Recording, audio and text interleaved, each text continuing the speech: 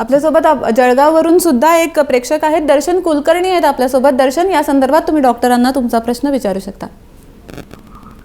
हा डॉक्टर, मला डोळ्याची ॲलर्जी सांगितली आणि डोळ्यांच्या बुबुळच्या भोवती असं पांढरा पस येतो. तर ड्रॉप घेतल्यावर ते क्लिअर होतात, पण असं चालूच राहतं ते.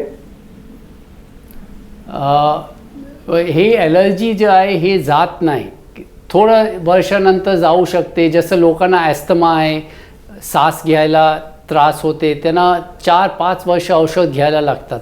तसं पण तुम्हाला, पण हे औषध तुम्ही जेवढं कमी घेणार तेवढं चांगलं आहे. औषध स्ट्रॉंग केमिकल्स असतात, तुम्ही डोळ्यात टाकत राहणार ते डोळ्याचं ते औषधचा पण डॅमेज होऊ शकते. तर तुम्हाला जनरल फीचर्स घ्यायला पाहिजे. डोळं धुवायचं, 4-5 टाईम दिवसात धुवायचं, धूळ कमी करायचं. जे ॲलर्जी असते ते एक्झॅक्ट माहीत पडत नाही कुठला धूळ आहे की काय आहे, काय कपडा आहे, काय पेट्स आहे, डॉग कॅट, त्यांचा हेअर होऊ शकते.